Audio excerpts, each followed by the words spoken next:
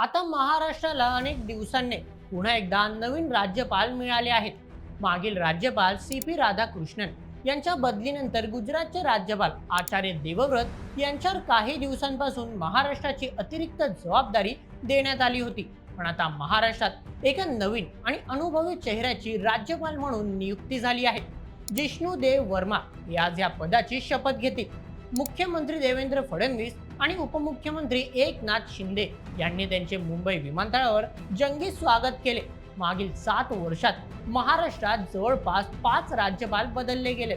ज्या पदाचा कार्यकाळ पूर्ण 5 वर्ष असतो त्या पदावर प्रशासनाने गेल्या काळात फक्त 2 ते 2.5 वर्षात कार्यकाळ पूर्ण होण्याआधीच अनेकांची बदली केली. त्यामागे नेमके कारण काय होते असा प्रश्न विचारला जातोय.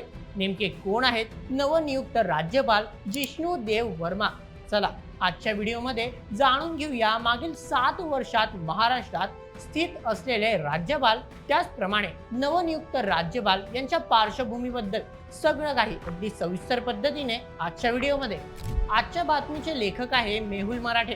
तर मित्रांनो, राज्यपाल हे पद संविधानिक दृष्टीने कोणत्याही राज्यासाठी अत्यंत महत्त्वाचे मानले जाते.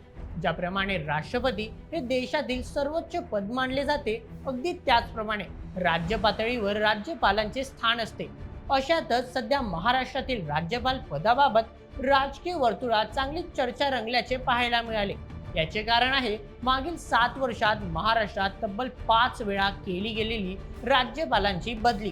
संविधानानुसार या पदाचा कार्यकाळ हा 5 वर्ष असतो, पण तो पूर्ण होण्याआधीच का व्यक्तींची बदली केली जाते? आता यामागे काही राजकीय खलबत आहेत का असा प्रश्न उपस्थित होताना दिसू लागलाय.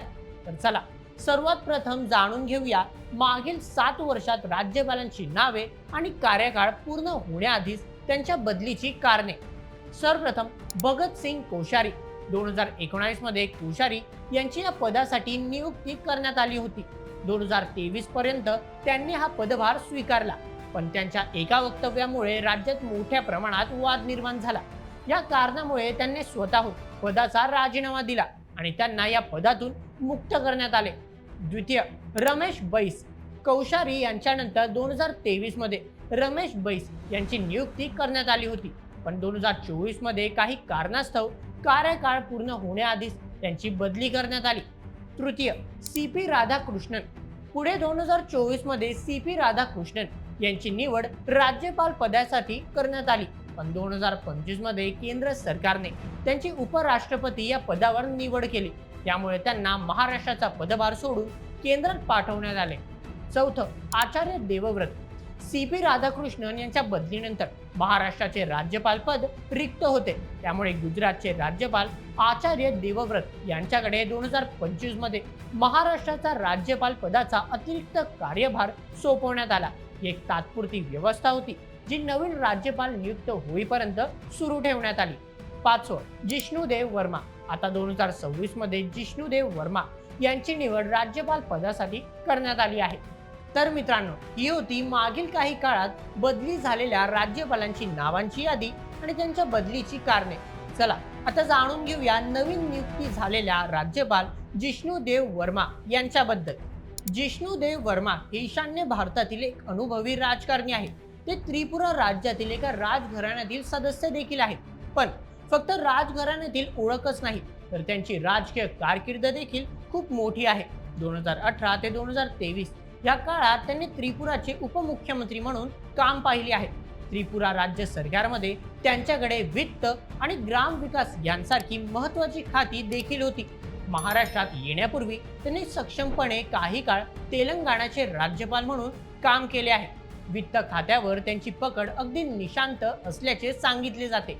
म्हणूनच महाराष्ट्र सारख्या देशातील सर्वात श्रीमंत राज्यात आता नवनियुक्त राज्यपाल म्हणून ते आपल्या वित्त खात्यातील अनुभवाचा कसा वापर करतील हे पाहणे महत्त्वाचे ठरेल. गेल्या काही काळात महाराष्ट्रात राज्यपालांच्या कार्यकाळात सतत बदल पाहायला मिळाला. त्यामुळे राज्याची नियोजन व्यवस्था अस्थिर झाली होती. पण आता एका अनुभवी व्यक्तीकडे ही जबाबदारी दिल्यामुळे येणारा काळ सुनियोजित व्यवस्थेचा असेल अशी अपेक्षा केली जात आहे. भारतीय राज्यघटनेचे कलम 156 नुसार राज्यपाल राष्ट्रपतींची मर्जी असेपर्यंत पदावर राहतात. त्यांचा कार्यकाळ जरी 5 वर्षाचा असला तरी केंद्र सरकार त्यांना कधीही दुसऱ्या राज्यात बदलू शकते. त्यांचा 5 वर्षाचा कार्यकाळ हा निश्चित नसतो. गरजेनुसार सरकार सोयीसाठी किंवा राजकीय संतुलनासाठी यामध्ये बदल करते. अनेक वेळा बदलत्या राजकीय गणितांमुळे देखील राज्यामध्ये अनुभवी आणि विश्वासातील व्यक्तींची राज्यपाल म्हणून नियुक्ती करण्याची शक्यता असते. आता नवनियुक्त राज्यपाल जिष्णुदेव वर्मा किती दिवस या पदावर राहून कार्यभार पाहता हे पाहणे देखील महत्त्वाचे ठरेल. मित्रांनो, हे संपूर्ण प्रकरणावर तुम्हाला काय वाटते? महाराष्ट्राच्या इतिहासातील तुमचे आवडते राज्यपाल कोण? तुमचे मत आम्हाला कमेंटमध्ये नक्की सांगा आणि अशाच व्हिडिओसाठी सबस्क्राईब करा बोल MH आपल्या YouTube चॅनलला. धन्यवाद.